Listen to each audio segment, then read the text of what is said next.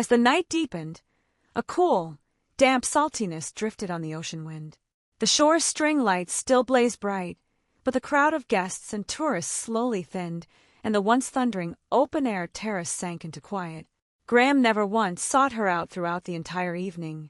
Before leaving, he merely glanced at her lingering in the corner, tossed out a flat, indifferent "let's go," and turned toward the parking lot without a second glance. Martha followed him in total silence, not uttering a single word. The coastal highway stretched ahead, lined with endless shadowed palm trees and the black, glimmering surface of the ocean. Distant yacht harbor lights twinkled sparsely in the quiet night. The world outside felt soft and peaceful, yet inside the car hung a suffocating, dead silence. Graham remained utterly relaxed, even humming the waltz melody from the gala under his breath, completely free of guilt or unease. 15 minutes later, they pulled up to Sunset Shore Inn. This white two-story beach house held every ounce of Martha's youth and 16 years of relentless devotion. The courtyard bloomed endlessly with bougainvillea, frangipani, and tropical hibiscus, all planted and tended by her own hands. The open-air viewing terrace, furnished with wooden dining sets and rattan lounge chairs, stood as the most beloved photo spot for tourists. The ground floor housed the front desk, casual lounge bar, and public viewing area, while the second floor held guest rooms and their master suite. Through the master bedroom's floor-to-ceiling windows stretched the boundless blue expanse of the Atlantic Ocean. Late night had draped the inn in stillness. All guests were fast asleep. Only the courtyard's ambient lights cast faint, warm glows, and the soft crash of waves drifted steadily indoors. What should have felt like a warm, comforting home now felt cold and alien to Martha. Once inside the living room, Graham tossed his suit jacket carelessly onto the sofa. He offered no reflection, no quiet apology. Instead, he turned toward Martha with a furrowed brow, his tone sharp with impatience and blame. What was with that cold attitude all night? Standing in the entryway, Martha slowly removed her stud earrings. Her movements were calm and unrushed, her gaze fixed downward, refusing to meet his eyes. Her silence only emboldened him. His tone grew sharper, more self-righteous by the second. This charity gala is a serious social event for the town. Dancing with Lena was basic professional etiquette. You wore that icy expression and stayed completely silent, letting everyone see you're upset. You embarrassed me in front of every local business owner in town. You're 56 years old. Can't you act mature? Stop being so petty and jealous. You clearly don't understand how adult social dynamics work. Martha finally lifted her gaze.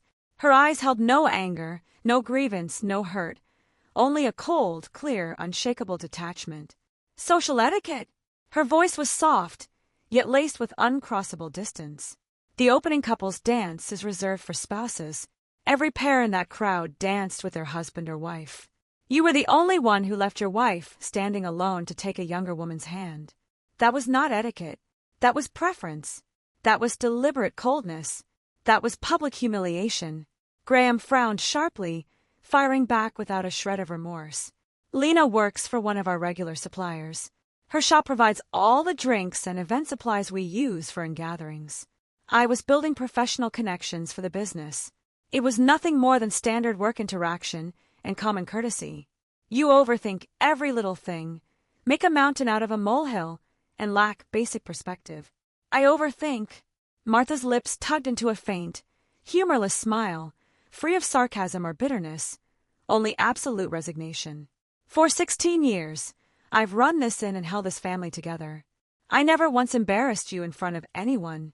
Tonight was the first time you've ever stripped me of every ounce of dignity in front of the entire town. Once, Martha would have argued.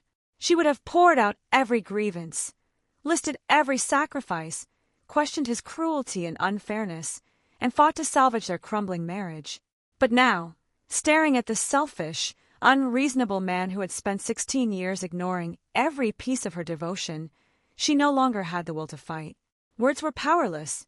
You could never wake someone who was only pretending to sleep, especially someone who simply did not care about you. Graham interpreted her silence as admission of guilt. His tone turned dismissive and arrogant. Fine. Stop dwelling on this trivial nonsense. Fix your attitude tomorrow and quit moping.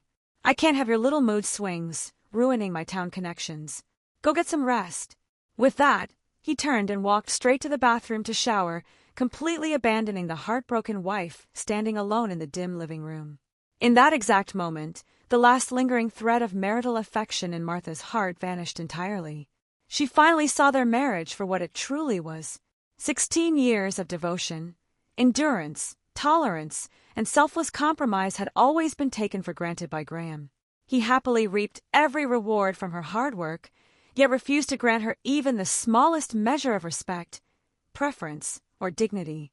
He lazed in comfort off her labor, indulged in inappropriate emotional distance behind her back, publicly trampled her pride, and then blamed her for being unreasonable.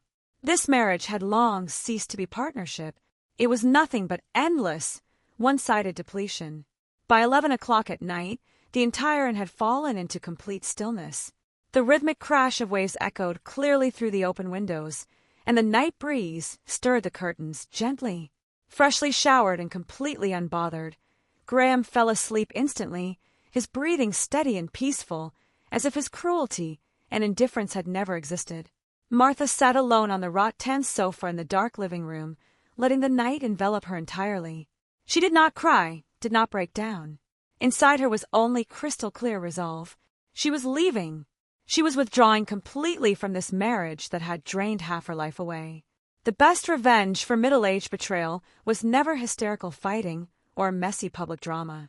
It was quiet withdrawal, decisive loss-cutting, reclaiming everything that belonged to you, and letting the person who wronged you spend the rest of their life drowning in regret. Martha did not close her eyes for the entire night.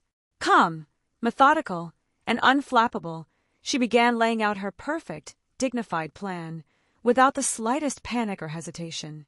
She switched on the soft, eye-friendly floor lamp in the living room, its gentle glow perfect for sorting documents late into the night. From the storage closet, she retrieved a well-organized file box that held 16 years of the inn's records, property deeds, bank transaction logs, and operational certificates, all neatly categorized in her signature meticulous style. First, she compiled years of bank funding records. The majority of the inn's startup capital had come from her personal savings before marriage and her accumulated income over 16 years. Every major expense, property renovation, courtyard remodeling, equipment purchases, interior upgrades, had been personally transferred and supervised by her. Graham had contributed almost no legitimate capital over the years, holding only an empty co-owner title while passively enjoying all the benefits. Next, she organized 16 years of comprehensive operational records, daily booking logs, online platform operation reports, guest reception archives, after-service resolution documents, positive review screenshots, sanitation checklists, and supply inventory records. The dense, detailed files irrefutably prove that the inn's reputation, customer base, and steady profit were built entirely on her consistent, diligent labor, completely independent of Graham's idle, uninvolved lifestyle. She then accessed her cloud storage and exported every preserved piece of evidence. Years ago, simple feminine intuition had made her suspicious of Graham's behavior, prompting her to quietly save screenshots she never thought she'd need for legal proceedings. Now every ambiguous, inappropriate interaction was laid bare. Graham had frequented Lena's beach smoothie shop for years under the excuses of leisure and work communication. Their chat history was filled with ambiguous flirting and private meeting arrangements, far exceeding any legitimate business relationship. He had secretly sent Lena money, expensive accessories, and taken her to secluded coastal scenic spots, all funded entirely by the inn's profits that Martha had single-handedly earned.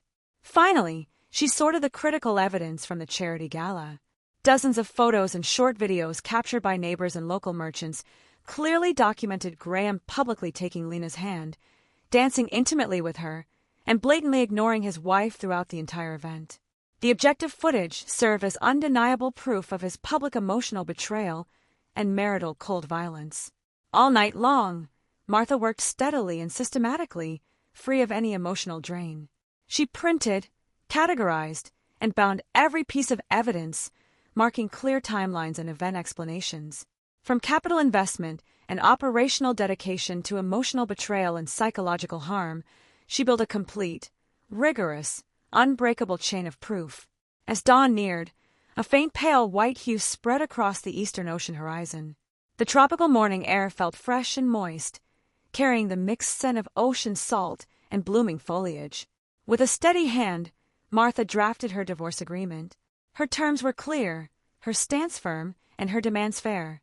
She sought no excessive gain, no unreasonable compensation, only to reclaim every asset built from her blood, sweat, and tears, and to end this broken marriage for good. At 5:30 in the morning, Miami's sun climbed slowly over the sea horizon, spilling golden sunlight across the entire Atlantic, turning the water into a sparkling sheet of shimmering light. Palm fronds glowed warm amber in the sunrise, rustling softly as the morning breeze swept through them. The beach below was soft and clean, and early seabirds skimmed low over the waves, leaving faint, delicate silhouettes behind them. The whole coastal town stirred gently in the dawn light, quiet and tender. Martha packed all her personal belongings. There was no messy pile of bags, no dragging hesitation or lingering reluctance. She only took a simple beige suitcase, filling it with her clothes, everyday jewelry, favorite books, and vital personal documents. Light, neat, unburdened. He lifted his head instinctively and glanced across the courtroom at Martha. The woman he had overlooked, neglected, and drained for 16 years sat poised and unruffled, her eyes bright, her posture steady, radiating the quiet power of a woman who had found her independence and clarity. He alone had burned down the peaceful, secure life he'd spent half his adult life taking for granted. Martha's expression never shifted. She felt no wild elation over winning, no bitter satisfaction from revenge, only quiet, complete relief now that everything had reached its inevitable end.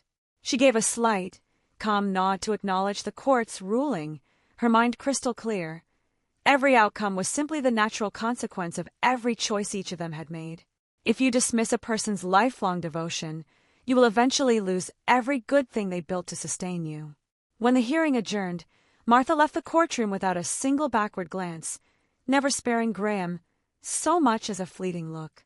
She walked straight out into the bright sunlight and the endless blue ocean beyond the courthouse doors.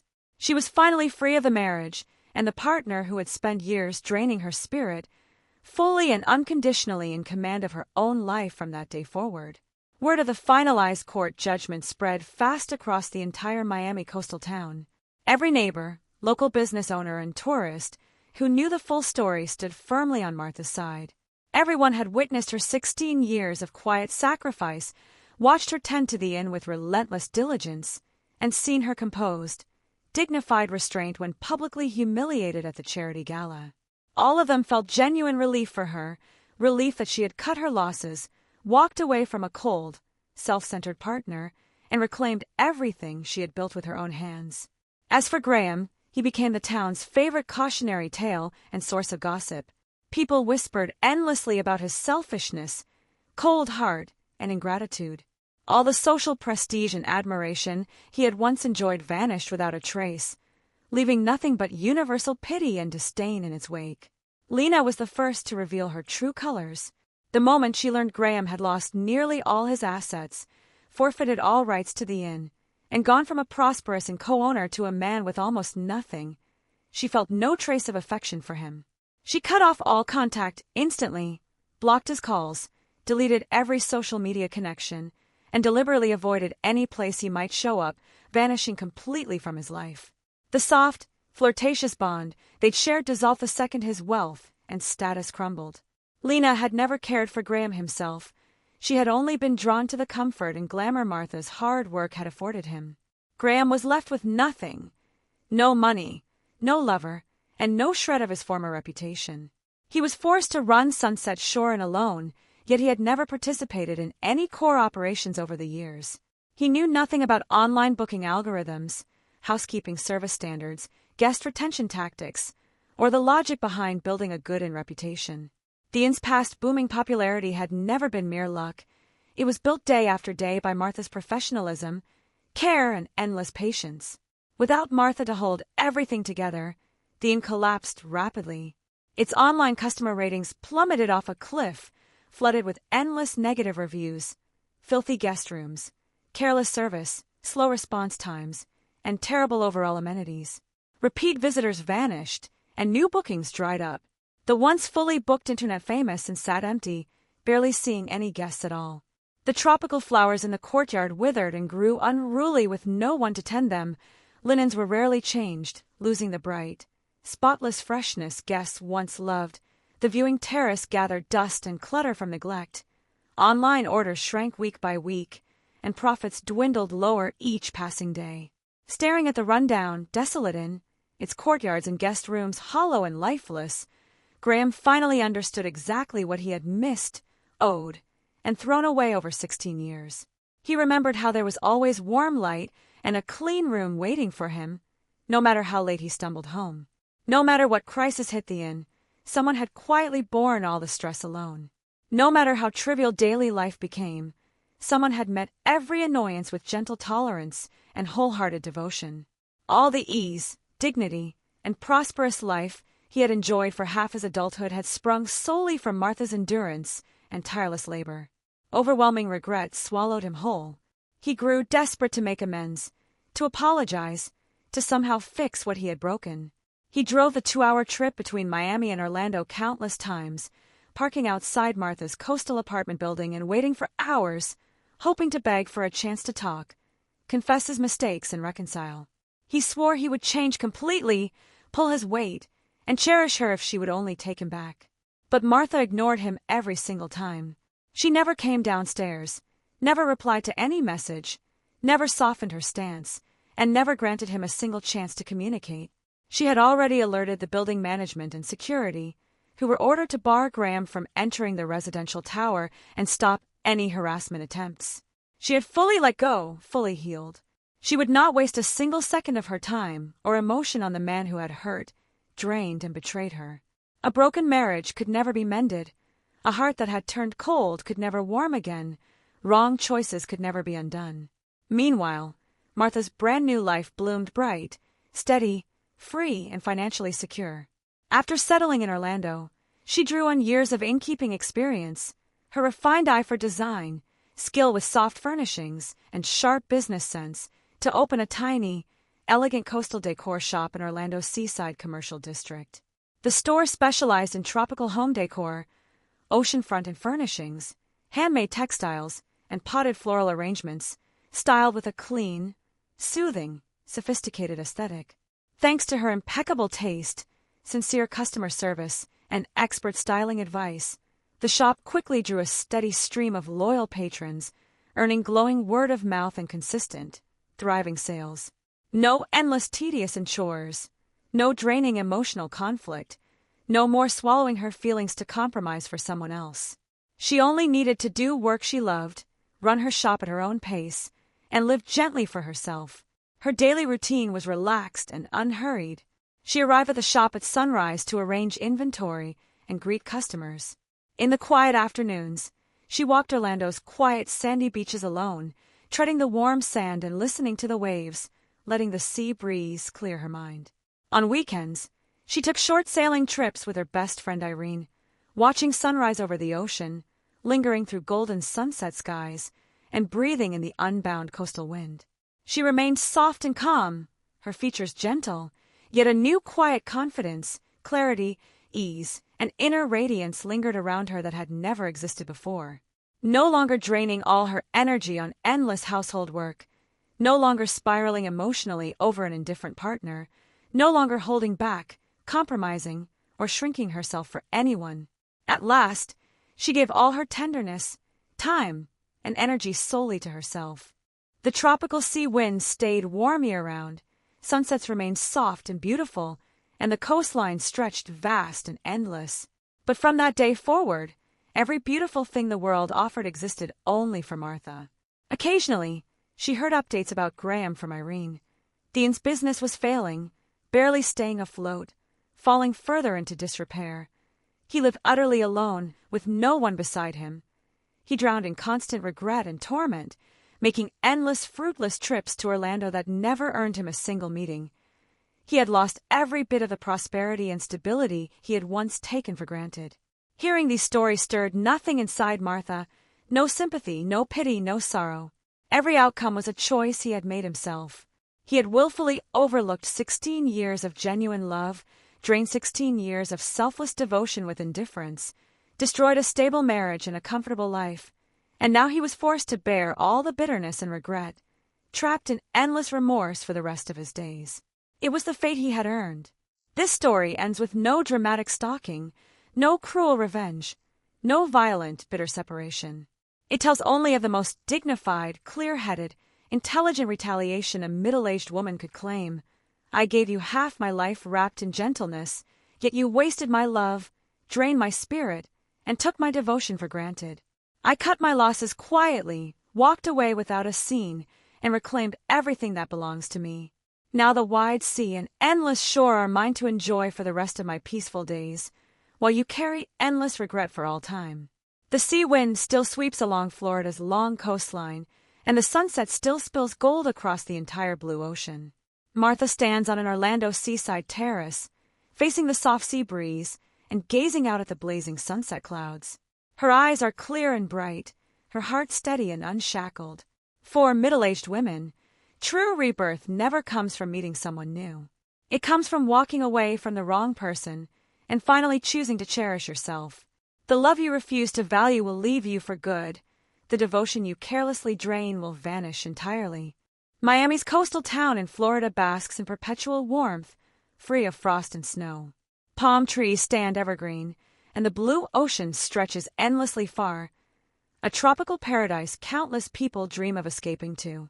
Yet on the night of the town's annual charity waterfront gala, a public humiliation wrapped in grace and splendor shattered 16 years of marital illusions, extinguishing every last ounce of devotion Martha had nurtured her entire middle-aged life. This annual open-air charity ball stood as the most prestigious social event of the entire coastal community. Every local business owner, long-term resident, industry partner, coastal law firm practitioner, and yacht harbor investor gathered along the shore. Wide white wooden terraces lined the coastline, vintage iron string lights twined around palm trunks, their warm golden glow blending seamlessly with the fading sunset over the Atlantic. Long, rustic wooden tables held chilled local Miami rum, tropical fruit tarts, and fresh seafood platters. Gentle waves lapped against the shore rocks in a steady, soothing rhythm, paired with soft jazz played by a live band, crafting an atmosphere both laid back and magnificent. Martha was 56 years old. Her skin carried a soft wheat hue, kissed by decades of tropical sunshine. Her features were calm and gentle, the fine lines at the corners of her eyes quietly bearing the weight of 16 years of marital devotion and toil. She wore a lightweight ivory silk gown adorned with delicate pearl embroidery. The fabric rippled softly with the sea breeze, mimicking the subtle ripples spreading across the ocean surface. She wore no flashy accessories, only a pair of understated tiny diamond stud earrings that accentuated her poised, refined, and timeless elegance. She had dedicated 3 full days to preparing for the single night. Martha and her husband Graham co-owned Sunset Shore Inn, the most iconic oceanfront bed and breakfast in the town. What had started as a dilapidated old beach cottage had bloomed into a thriving boutique inn with 12 seaview guest rooms and a private open-air terrace, consistently fully booked year-round. None of this success happened by chance. It was Martha's unrelenting, daily effort that built every inch of the business. Graham had always favored an easy, leisurely life. In the early years, he lent sporadic help, but he had long since settled into complacency. His days consisted of wandering the coastline, chatting with local merchants, and lingering at the beach smoothie shop, leaving the inn's entire operational burden solely on Martha's shoulders. Long before the tropical sun crested the horizon each morning, Martha was up at 6 o'clock sharp. She inspected every guest room, refreshing linens, cleaning floor-to-ceiling ocean view windows, and tending to the potted palms and flowering shrubs on the observation deck.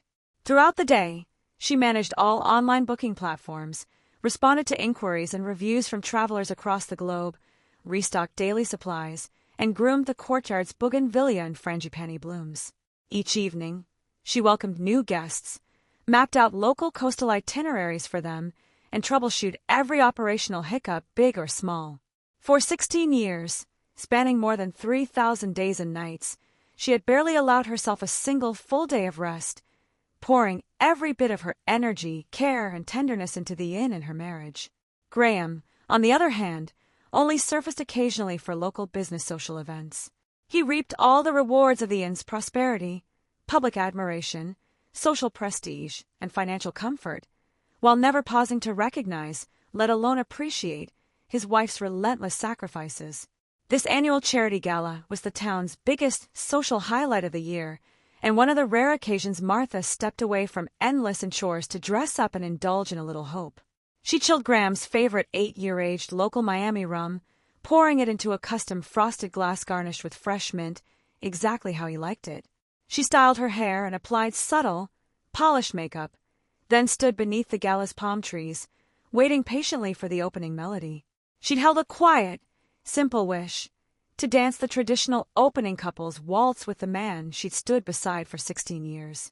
Middle-aged love was no longer defined by grand passion or fleeting romance.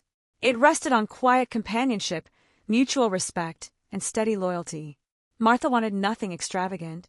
She only craved equal regard, a shred of public decency, proof that her 16 years of commitment had not been one-sided.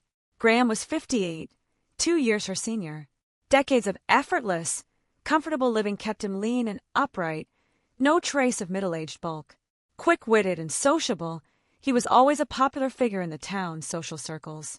Dressed in a tailored navy casual blazer and crisp white trousers, he mingled effortlessly with surrounding merchants and partners before the gala started. Yet he never once glanced toward his wife standing beside him, treating her like nothing more than a random stranger in the crowd. Martha brushed off the faint twinge of disappointment, telling herself he was simply occupied with professional small talk. After 16 years of marriage, she was accustomed to his inattentive, self-absorbed nature. Still, she clung to a tiny, stubborn sliver of hope that years of shared life must have fostered some inherent bond between them. The sun sank completely below the ocean horizon, burning orange sunset bleeding into soft indigo twilight. String lights spanning the palm-lined terrace flickered to full brightness, bathing the entire open-air venue in warm, golden light. The live band shifted its tune, transitioning into a slow, lyrical classic waltz, the fixed opening song for the town's annual gala, crafted specifically for long-married couples to share. Couples all around rose to their feet, hands intertwined, gliding gracefully onto the dance floor and swaying gently in each other's arms. The sea breeze lifted hems and hair, painting a scene of soft, peaceful intimacy. Martha smoothed the fabric of her gown, turned toward Graham, and readied herself for their dance. She walked through every room of the inn, taking one final look at the home she built with 16 years of blood and toil. The tidy courtyard, blooming tropical blossoms, bright unobstructed ocean view guest rooms, the familiar terrace wind she'd breathed every day. This place held the best years of her life, every ounce of her hard work, and it had drained the last of her tenderness and hope. She felt no longing, only relief. No matter how beautiful a view might be, if it came hand in hand with exhaustion and betrayal, it was no longer worth clinging to. She laid the bound divorce agreement, full copies of all evidence, years of operation logs, and bank transaction slips neatly in the exact center of the solid wooden coffee table, placed where they could not be missed. No note, no message, no complaints, no explanations. The documents would lay bare every truth. Time would bring every consequence due.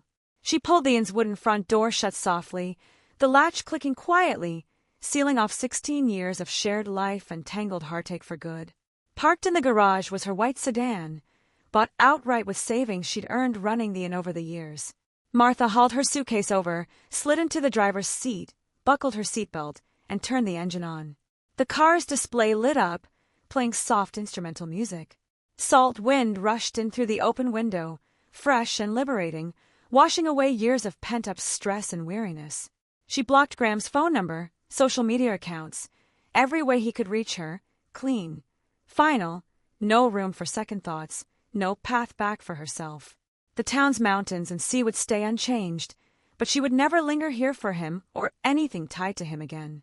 She drove steadily along the coastal highway, passing endless palm groves, pale white beaches, open-air cafes, and seaside market stalls. The town hummed with soft morning activity. Vendors set up their beach stalls, laying out fresh tropical fruit, handmade jewelry, and coastal souvenirs, while small groups of tourists wandered the sand, relaxed and unrushed. Watching the lively scenery outside her window, Martha's heart rested perfectly calm. At long last, she could live only for herself. No more dawn wake-ups filled with endless chores, no more swallowing hurt to keep the peace, no more pouring herself into someone who never valued her effort, no more wasting away inside a cold, empty marriage. Her best friend Irene owned a high-rise coastal apartment in Orlando, a 2-hour drive from the Miami town, a safe haven Martha had planned long ago. Irene had watched her endure years of quiet suffering and sacrifice, always urging her to put herself first. Now, Martha had finally listened to her own heart and chosen to save herself. The 2-hour drive passed smooth and steady, not a single moment of doubt crossing her mind. She reached Irene's Orlando apartment at 8 a.m. under bright sunshine and mild sea winds. The ocean stretched out crystal clear and deep blue, quieter and more peaceful than Miami's crowded shoreline. Irene waited for her at home. When she opened the door and saw Martha's composed, unruffled face, she showed no great shock, only stepping forward to pull her into a gentle hug, whispering softly, "You're finally living for yourself." Martha offered a faint, genuine smile, her eyes light with a freedom she hadn't felt in years. "Yeah, it's all over." The high-rise apartment boasted sweeping ocean views through floor-to-ceiling windows. Sunlight flooded every room each morning, and sunsets painted the water soft and romantic each evening. The space was quiet and comfortable, her new safe harbor, the starting line of a brand-new life. Once her luggage was unpacked, Martha refused to sink into sadness or self-pity. She immediately set to work sorting out what came next. She consulted Miami's top family law firm beforehand, well aware that American divorce proceedings leaned heavily on hard evidence, measured spousal contributions, and documented marital fault. With a complete paper trail on her side, the law would deliver fair judgment. She dialed Linda, the city's renowned divorce attorney, her tone steady and collected as she laid out her marriage history, Graham's misconduct, her lifelong contributions to the business, and the full set of evidence she'd compiled. She scheduled an official in-person consultation and retained legal representation.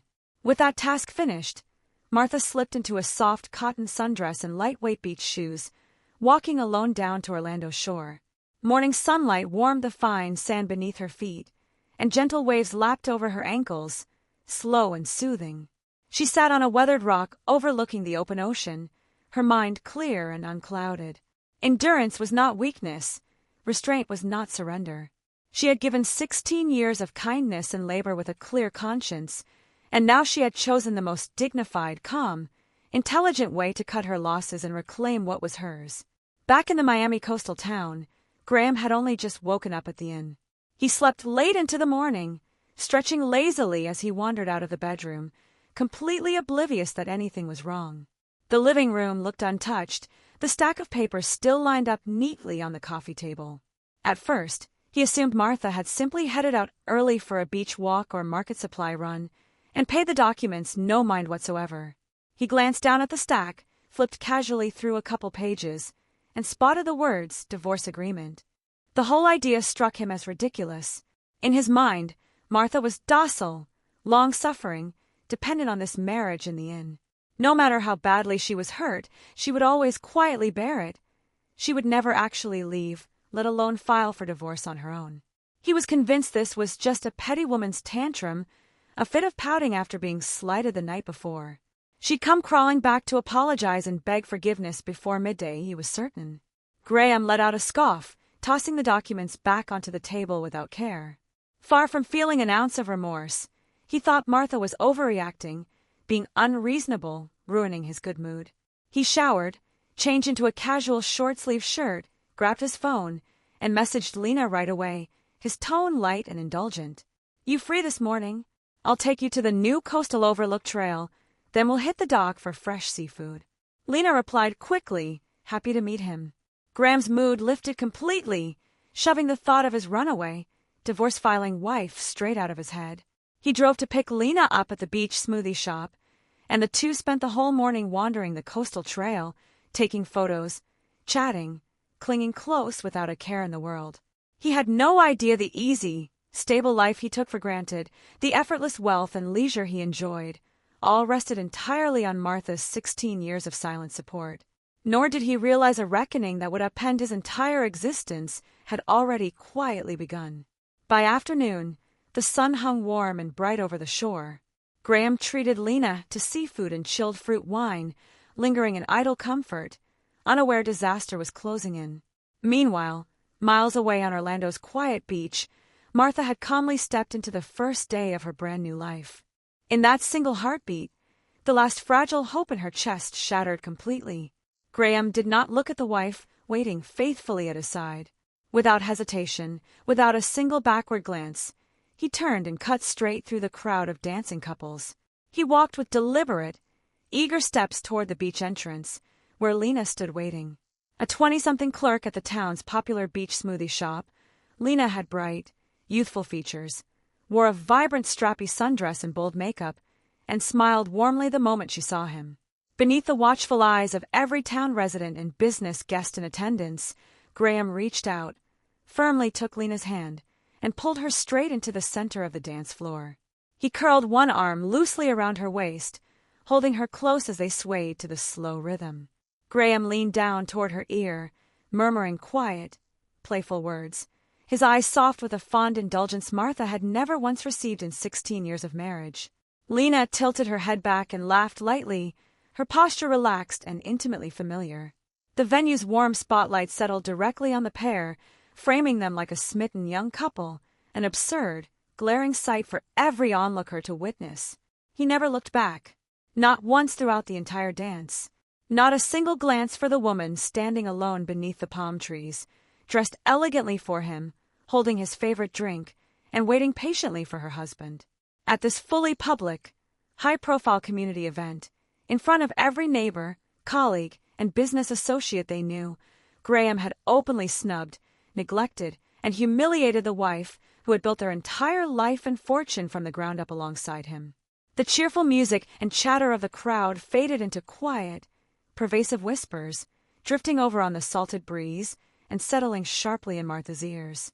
Good heavens, how could Graham do this to her? Martha went all out to look stunning tonight. I've seen him hanging around Lena's shop constantly. Turns out the rumors were never just gossip. 16 years of marriage, and he embarrasses her like this in front of the whole town. That's cold, downright cruel. Poor Martha. Everyone knows she's the one who built that in single-handedly. Dozens of pairs of eyes locked on Martha, filled with pity, sympathy, and speculative curiosity. The entire crowd waited for the inevitable, for the humiliated wife to break down, to storm forward in tears, to confront them, to create a messy, public scene.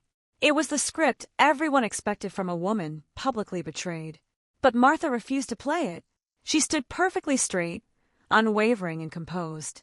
She did not step forward, did not argue, did not demand an explanation, and shed not a single tear. The sea breeze tousled the fine strands of hair by her face. She brushed them back with calm, steady grace.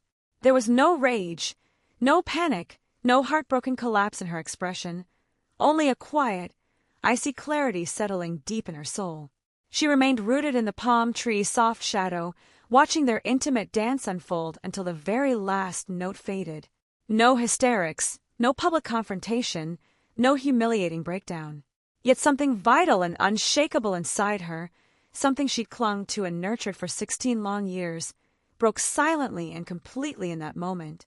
Her mind flashed through years of unacknowledged sacrifice, powering through in renovations while pregnant, reinforcing the beach terrace alone during tropical storms, staying up countless nights to reconcile booking accounts, calming entitled and difficult guests to protect the inn's hard-won reputation, scrimping and saving every dollar to reinvest in their business. All the devotion, all the labor, all the quiet compromise she'd offered selflessly for their marriage, and their home had never mattered to Graham. Not at all. The waltz came to a gentle end, and polite applause rippled across the terrace. Graham released Lena with a casual, self-assured smile, utterly devoid of guilt or remorse. To him, publicly humiliating his wife was nothing more than harmless social etiquette. Martha slowly set the rum glass down on the nearby table, her fingertips cold and numb. In that still moment, She felt no explosive anger, no bitter resentment. Only absolute, irrevocable clarity. She was done loving him, done hoping for change, done waiting for him to see her. For the rest of the gala, Martha maintained flawless composure. She greeted neighbors with polite warmth, exchanged calm pleasantries with business partners, and carried herself with unwavering grace, as if the brutal public slight had never happened at all. No one could detect a flicker of breakdown or chaos in her demeanor. All they felt was sincere admiration and quiet heartache for the quiet dignity she upheld. Several local business wives who knew her well stepped forward to chat, deliberately distracting her from the humiliating scene. Martha responded gently, keeping every interaction measured and poised. At 56, she understood better than anyone that self-respect was never a performance for others. Tantrums and tears would never earn her appreciation. They would only turn her into the town's latest laughingstock. The afternoon sun blazed bright over Miami's coastal town. Lush tropical foliage stretched everywhere, and the sea breeze carried warm, gentle air. Tourists crowded the sandy shore, filling every corner with lively bustle. Every shop along the coastal boardwalk was open. Smoothie bars, seafood diners, handmade souvenir stalls swarmed with customers, painting a vivid, bustling summer scene. Graham spent the entire afternoon wandering the beach with Lena. They snapped photos on the sand, lounged on outdoor terraces to breathe in the ocean wind, and browsed handmade trinkets at the market, their dynamic easy and thick with unspoken flirtation. As dusk rolled in, he drove her slowly back to her smoothie shop, already glowing with excitement as they made plans to meet again the next day. When he pulled up to Sunset Shore Inn, twilight had fully settled over the coast. The sunset painted the ocean in fiery streaks of crimson, and tropical blooms still bloomed thick in the inn's courtyard. Yet the whole two-story house felt hollow and quiet. Gone were the warm lamps lit each evening, the scent of home cooking drifting through the halls, and Martha's constant, busy figure moving from room to room. At this hour, every other day, Martha would have finished tending the courtyard greenery, laid out light, fresh dinner, switched on the living room soft lamps, and waited quietly for him to come home. No matter how late he stumbled in, the house always stayed warm, steady, and welcoming. But Graham had never once appreciated that peace. He'd taken every bit of it as his due. He stepped into the living room, and his gaze fell again on the divorce paperwork stacked on the coffee table. Panic still hadn't touched him, only sharp irritation. He was convinced Martha was freezing him out on purpose, manipulating him to force an apology. Stubborn pride flared inside him. He resolved never to reach out first, certain she'd cave and crawl back home once she couldn't stand being alone. He even felt a smug sense of control, convinced he knew her biggest weakness. She poured 16 years into this Townsend. All her connections, career, and security were rooted here. Without this place, she had nothing.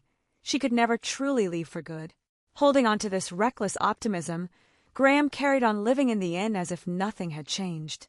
He enjoyed the spotless rooms and comfortable surroundings without a single thought to track Martha down, not even one phone call to check if she was safe. The night passed without incident, and Graham slept soundly through till morning. At 9 o'clock the next day, a crisp doorbell cut through the courtyard stillness.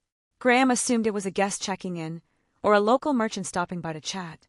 He dragged his feet to the door with a lazy grin, until he pulled it open, and every trace of ease froze hard on his face.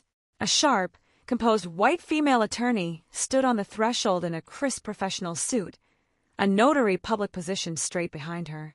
Both held rigid, serious postures, radiating unshakable authority. "Mr. Graham?" the lawyer asked, her tone flat, formal, no hint of casual small talk. A jolt of unease shot through Graham's chest. He nodded instinctively. "That's me. What can I do for you?"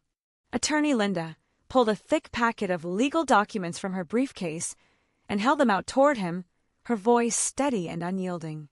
"I'm Linda, a family law attorney with Miami Coastal Civil Law Firm. I act as sole legal counsel retained by my client Martha. I am here to formally serve you with her petition for dissolution of marriage, marital asset division request, and full exhibits establishing marital fault. Please sign for service. All further proceedings will be heard before the Florida Circuit Civil Court per state statute." Her words landed clear, cold, and final, There was no room for compromise. Graham's mind went completely blank. He stood rigid, every ounce of his usual casual arrogance vanishing in an instant. What he dismissed as a petty tantrum, a childish cold shoulder meant to manipulate him, was actual formal legal action. He waved his hands frantically, voice tight with shock and disbelief. This can't be right. Absolutely impossible. She's just upset, throwing a fit. She'd never really file for divorce. Have you got the wrong person? Linda's expression never softened, remaining calm and professional. Sir, these legal filings are fully valid. My client's position is unwavering, and all supporting evidence is complete and verified. Martha has granted my firm full exclusive authority over all litigation matters. There will be no private settlements, no off-the-record negotiations.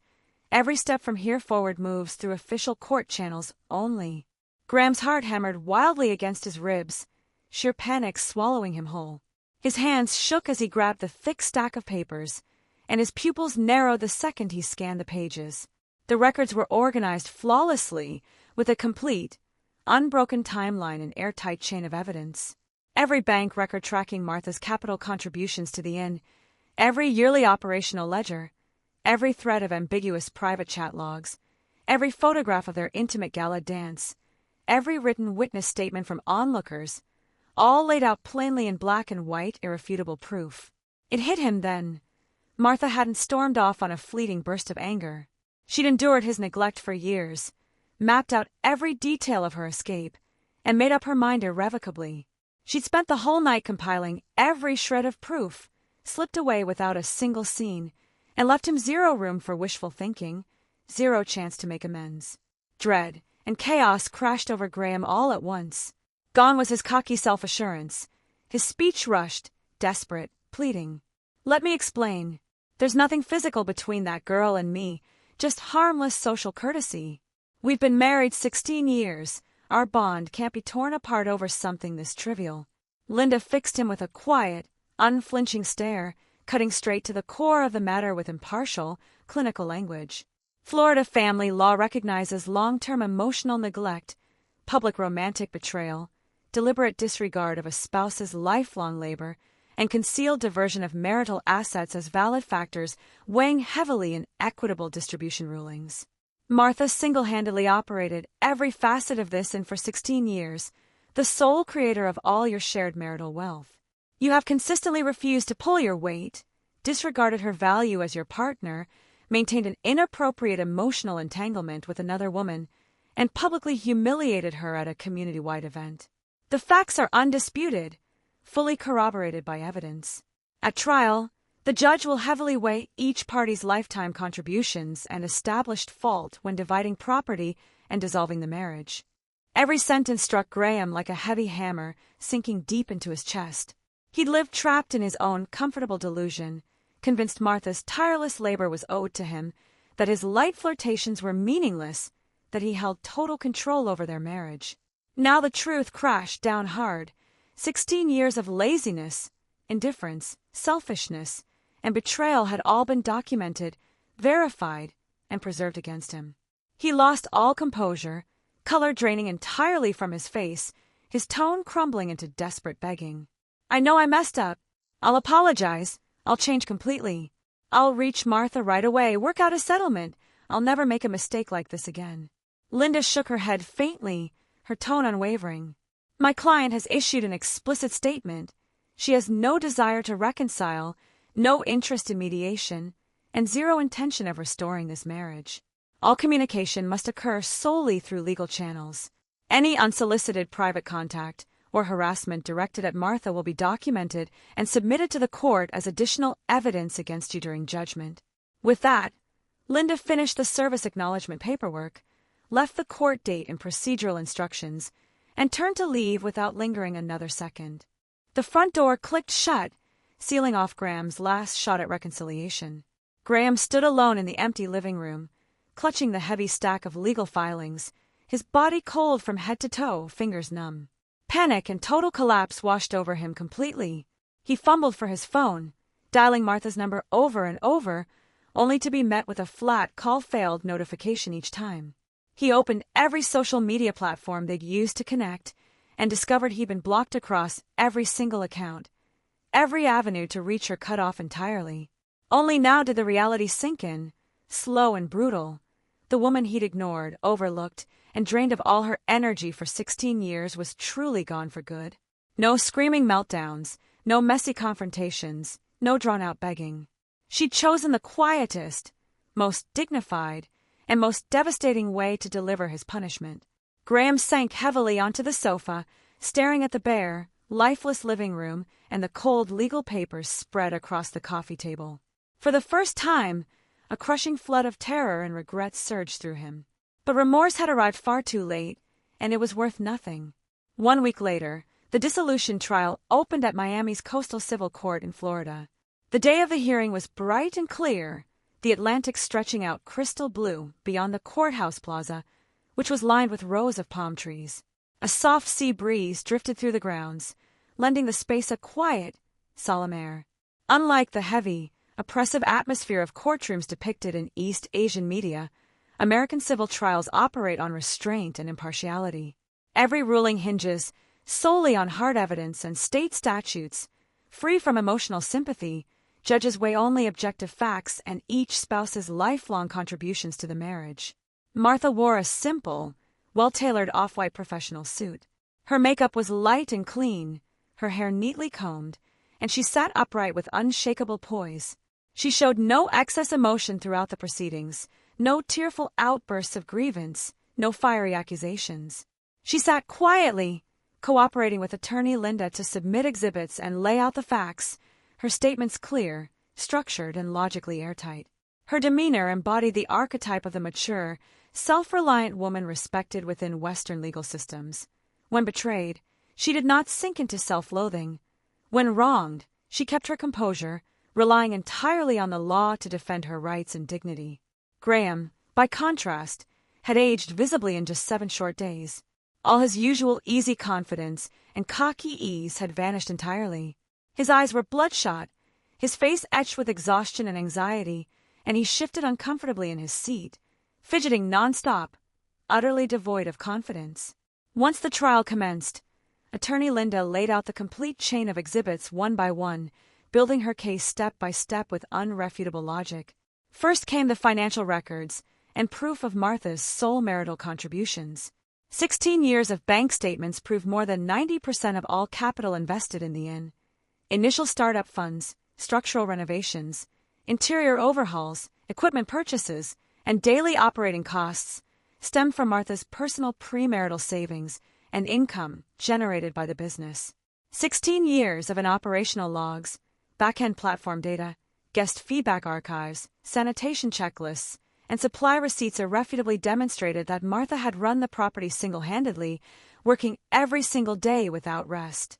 Graham had never contributed substantial capital, never handled core operations, and had spent 16 years passively reaping all the rewards of her labor. Next, Linda presented evidence of Graham's long-term emotional infidelity and marital emotional neglect. Years of suggestive chat logs, private monetary transfers, and witness accounts of secret rendezvous confirmed his sustained emotional affair with Lena.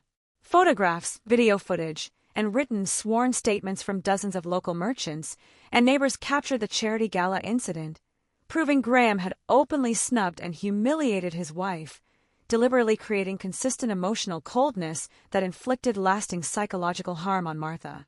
Finally, Linda summarized the reality of their 16-year marriage. For the full duration of their union, Martha had borne every operational, financial, and domestic burden to build their shared assets, while Graham spent his days in idle comfort, shirked all marital responsibilities, and disregarded every sacrifice Martha made. The imbalance of their contributions was catastrophic, rendering their marriage nothing more than an empty shell long before the filing. Every exhibit submitted was authentic, objective, complete, free of gaps, defects, or fabrication, fully satisfying every statutory standard Florida uses to assign marital fault and divide marital property. Graham's defense attorney attempted to argue on his behalf, claiming the gala dance was merely a harmless social misunderstanding, that there had been no physical adultery, and that a foundational bond still existed between the couple, begging the judge to exercise leniency.